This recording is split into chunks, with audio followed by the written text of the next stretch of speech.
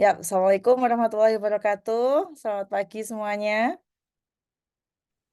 Waalaikumsalam, selamat pagi Bu. Waalaikumsalam warahmatullahi wabarakatuh. Waalaikumsalam warahmatullahi wabarakatuh. Kayaknya pada semangat semuanya ya. Sudah sarapan semuanya? Alhamdulillah Bu, belum. Alhamdulillah.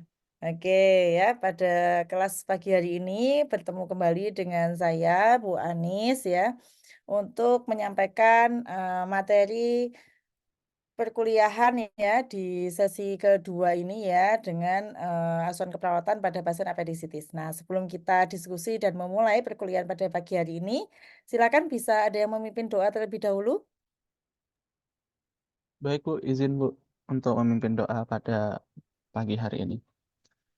Baik, sebelum kita mulai, teman-teman, marilah kita berdoa agar ilmu yang kita dapatkan dapat bermanfaat. Berdoa dimulai.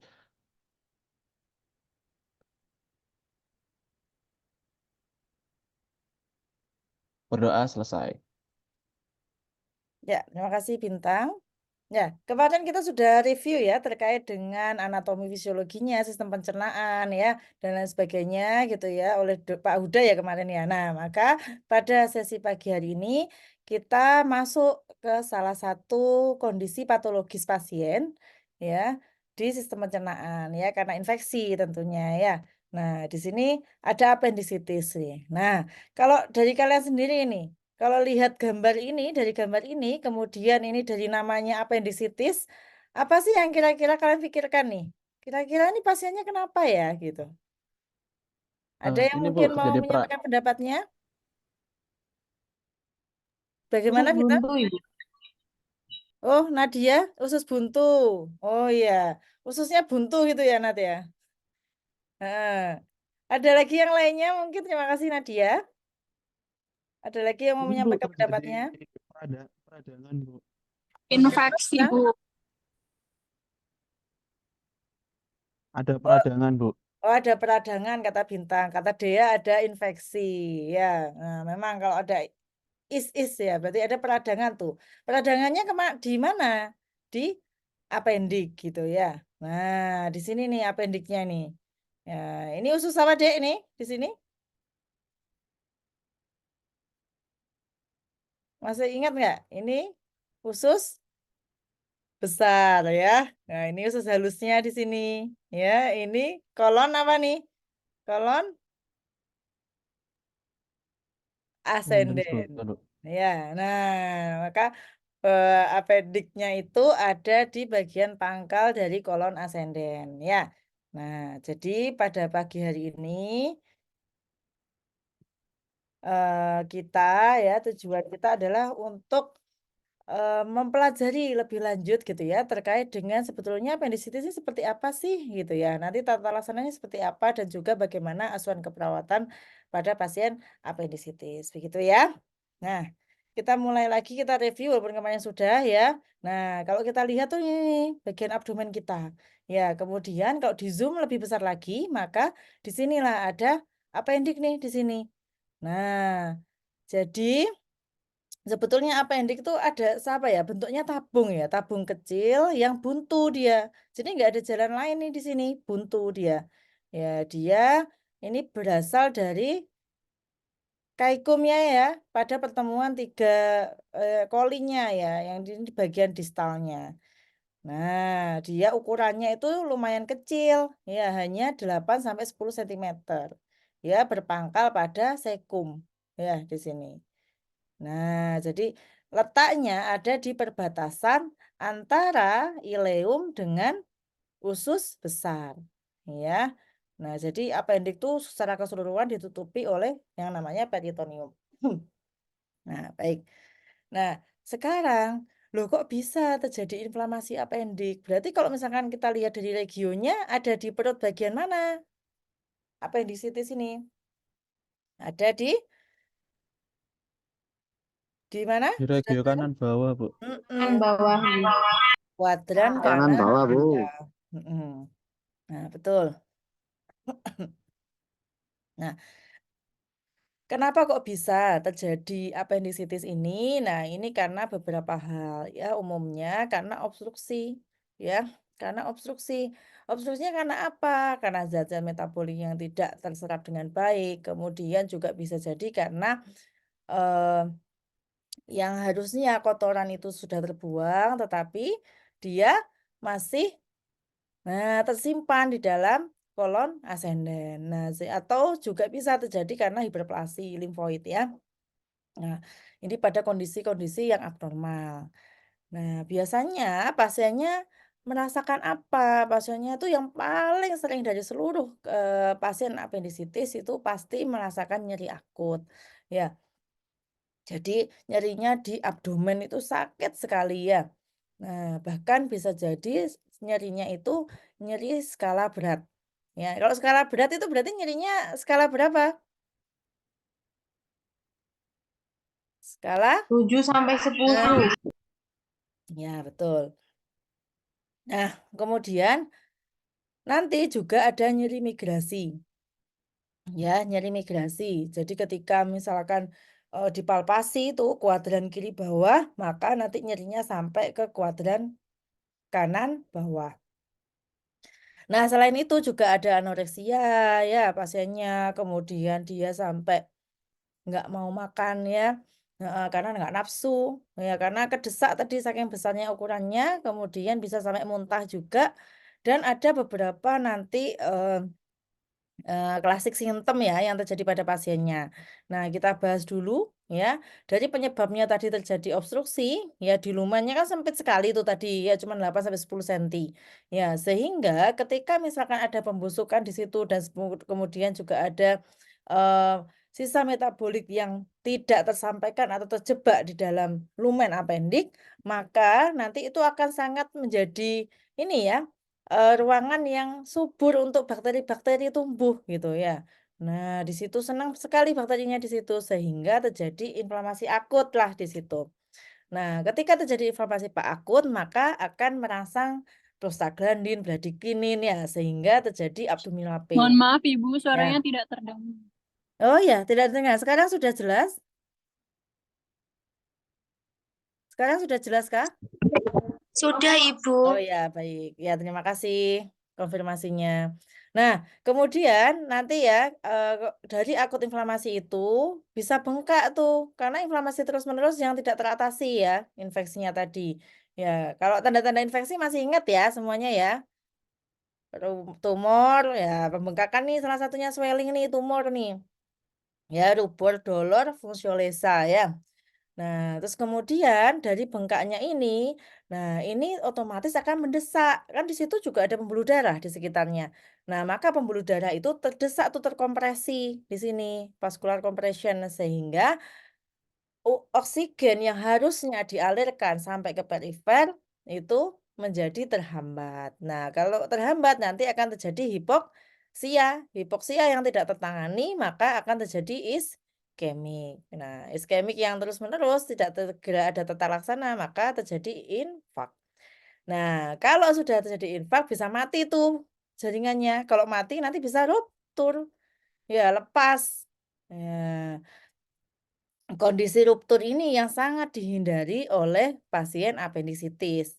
Ya, kalau sudah ruptur nanti bisa kemana-mana infeksinya, ya ke seluruh permukaan abdomen. Ya, makanya nanti di rongga permukaan abdomen namanya apa, Dek? Peritoneum. Nah, sehingga nanti peradangan itu sampai ke peritonitis. Ya, kondisi ruptur ini biasanya kita sebut sebagai kondisi perforasi. Ya, ini adalah contoh-contoh ya, hasil dari, pengambilan apendik ya, yang ada, yang sudah dioperasi. Biasanya ya pada kondisi normal itu, tindakan bedahnya namanya apa, Dek? Apendiktomi. Ya, sudah ya, jadi diapendiktomi, terus kemudian ya sudah pasiennya biasanya prognosisnya juga bagus, ya. Nah, bagaimana dengan, nursing manajemennya gitu ya. Nah, maka kita konsentrasinya pada pasien yang preoperasi dan postoperasi gitu.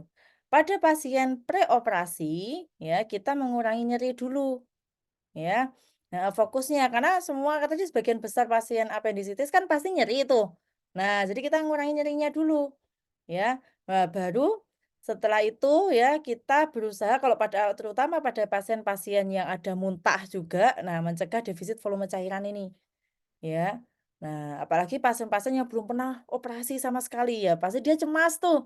Ya, wah gimana nih nanti dioperasi dan sebagainya gitu ya. Jadi kita juga fokus ke psikologisnya pasien. Jadi jangan sampai kita hanya fokus kepada kondisi fisiknya pasien, tetapi psikologisnya juga perlu kita perhatikan. Ya, selain itu juga karena banyak muntah atau nausea, kadang-kadang pasien nggak mau makan tuh. Nah, maka harus ada strategi juga untuk pertahanan nutrisi optimal pasien. Ya. Nah, bahkan kita juga diperbolehkan untuk memasang nasogastrik tube jika memang diperlukan. Nah, pada postoperatif, nah nanti kita concern ke tindakan pasca bedah. Ya, nanti kolaborasi analgesik, kemudian mungkin nanti juga ada stimulasi mobilisasi pasien. Nah, lalu diagnosis keperawatan apa yang sering muncul gitu ya? Nah, yang paling sering adalah nyeri akut nih.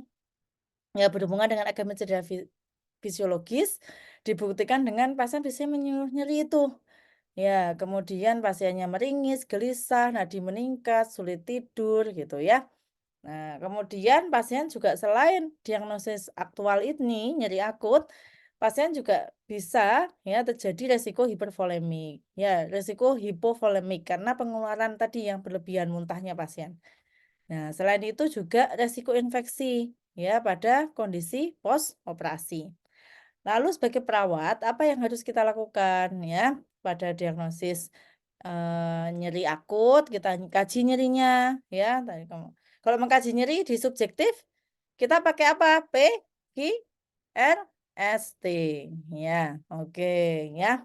Nah, itu nanti masuk ke data subjektif tuh, kita kaji semuanya.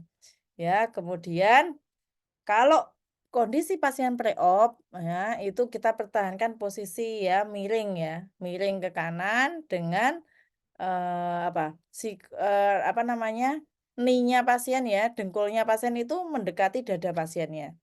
Heeh, kalau orang Jawa bilangnya jingkrung gitu ya. Nah, itu posisi yang paling PW ya untuk pasien-pasien apendisitis pre-op. Nah, terus kemudian kolaborasinya otomatis pemberian analgesik sesuai indikasi dan juga mempertahankan ya nanti kalau misalkan pasien memang menggunakan NGT. Nah, bagaimana dengan risiko hipovolemik tadi? Nah, maka kita perlu untuk observasi ya terkait dengan kecukupan cairan, kebutuhan cairan tubuh pasiennya ya bisa terlihat dengan membran mukosanya, struktur kulitnya bagaimana, CRT-nya bagaimana, ya. Kemudian kita ukur juga ya balance cairannya, auskultasi bising ususnya gitu ya. Dan juga kita kolaborasi juga ya untuk IV dan elektrolit yang mau diberikan kepada pasien. Nah, untuk yang terakhir, nah kita juga perlu nih untuk resiko infeksi ya. Selain nanti kita mengajarkan ke pasien, juga mengajarkan ke keluarga juga perlu untuk tindakan dan lingkungan yang aseptif ya. Nah, nanti juga kolaborasinya pasti setelah operasi diberikan antibiotik sesuai indikasi. Nah, mungkin dari penjelasan Bu Anis ini ada yang mau ditanyakan dulu? Silahkan. Silakan jika ada yang mau ditanyakan dulu. Oh iya, silakan Bintang. Ini Bu, izin bertanya Bu, bagaimana sih Bu, kan tadi dijelaskan kayak kita harus juga mengurangi nyeri. Nah, kalau pada pasien appendicitis itu bagaimana sih Bu tata laksana nyerinya? Oh iya, terima kasih Bintang atas pertanyaannya. Nah, kalau pada pasien apendisitis ini kan nyeri itu kita tata laksananya kan ada tindakan mandiri kita juga sebetulnya ya sebagai perawat gitu ya. Nah, tapi itu kan bergantung dengan apa Dek kita memilih apakah ini oh ini saatnya harus kolaborasi nih. Oh ini bisa nih tindakan mandiri perawat. Nah, itu berdasarkan apa kalau menurut yang lain? Berdasarkan skala nyeri. Ya, jadi kita lihat tuh skala nyerinya berapa. Kalau skala nyerinya kok sudah sedang berat, ya otomatis pasti harus kolaborasi. Ya, tetapi kalau misalkan skala nyerinya kok masih ringan, itu bisa tindakan mandiri perawat. Nah, tindakan mandiri ini macam-macam. Ada relaksasi. Ya, relaksasi contohnya apa? Ada yang bisa kasih contoh? Relaksasi yang favorit? Nafas dalam Tarik Bu. nafas dalam, Ah, Ibu. betul. Nafas dalam. Terus apa lagi? Nah, sekarang macam-macam tuh. Gimana? Bagaimana, Hana? Distraksi juga bisa. Oh ya, distraksi bisa. Ya, tapi kalau di relaksasi bisa nafas dalam, bisa murotal, terapi musik ya. Sekarang ya banyak ya. Nah, ya atau mungkin relaksasi Benson ya dan jenis-jenis relaksasi yang lain. Nah, tadi Hana juga bilang tuh selain relaksasi ada juga loh Bu distraksi gitu ya. Nah, distraksi dengan apa? Distraksi dengan apa, Dek? Kompres. Apalagi? Ini kayaknya ceria sekali ya mengikuti perkuliahan hari ini ya. Banyak yang senyum-senyum ya. Nah, apa Dek distraksi contohnya? Main game, Hipnosis Ibu. lima jari, Bu. Ya hipnosis lima jari, main game tadi katanya ya. Nah, tapi tentunya itu tergantung skala nyeri. Kalau skala nyerinya 7 suruh main game ya nggak kuat pasiennya, tetap sakit banget ya. Itu. Nah, itu bisa macam-macam ya selain kompres juga tadi ya. Kemudian gate imagery itu masuk ke teknik distraksi. Begitu ya Bintang ya, semoga jelas ya. Baik, Bu. Terima kasih. Ya, sama-sama. Oh, ada lagi Zahra, silakan Zahra.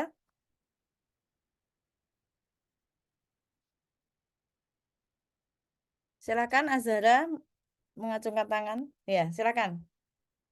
Tanya Ibu, saya tadi ini kan biasanya itu penata laksanaannya itu sebelum terjadi perforasi ya. Jadi bagaimana penata laksanaan yang dapat dilakukan kepada pasien yang terkena perforasi? Ya, ini pertanyaannya bagus ya. Jadi gimana nih Bu kalau misalkan ternyata tuh pasiennya udah perforasi, udah pecah nih gitu. Ya, kalau nggak perforasi tadi diapakan? Di Appendiktomi. Nah, tapi ketika misalkan terjadi perforasi, maka appendiktomi sudah tidak bisa lagi. Harus dilakukan pembedahan laparotomi. Ya, kalau laparotomi otomatis harus general anestesi, resikonya lebih besar ya. Maka memang perforasi itu adalah kondisi yang sangat dihindari ya, baik oleh perawat maupun tenaga medis ya. Jangan sampai pasien kita, pasien appendicitis itu sampai terjadi perforasi. Karena konsekuensinya besar tadi. Gitu. Ya, itu ya Zahra ya. Ya, ada lagi mungkin atau sudah cukup? Oh ya, baik. Kalau sudah cukup, nanti silakan kalau misalnya ada nanti pertanyaan ya, bisa kirim pesan ya via LMS boleh. Nah, untuk evaluasi hari ini, nanti silahkan bisa mengisi post-test ya di LMS yang sudah Bu Ani siapkan. Begitu ya? Ya, sudah bisa diakses ya post-testnya di LMS? Iya Ibu. Oh, sudah. Ya, baik. Kalau sudah, mungkin begitu saja ya untuk saya cukupkan sampai di sini untuk perkuliahan kita pada pagi hari ini. Semoga bermanfaat. Apa yang kita diskusikan bisa bermanfaat bagi kalian nantinya ya ke pasien. Itu saja mungkin kita cukupkan ya. Mari kita tutup dengan bacaan hamdalah bersama-sama. Alhamdulillahirabbil alamin. Wassalamualaikum warahmatullahi wabarakatuh. Waalaikumsalam warahmatullahi wabarakatuh. Terima kasih, Bu. Terima kasih, Ibu. Ya, sama-sama. Sama-sama.